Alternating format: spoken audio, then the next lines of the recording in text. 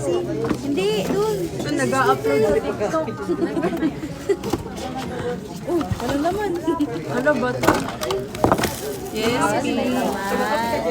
Sabay tayo. Oh, cute. Patingin? Hindi, yung ano. Ano siya? Hindi, ito yung box mo. Yung box mo. Yung pula. Ay, kasi yung takip. Yung takip nga yung titignan.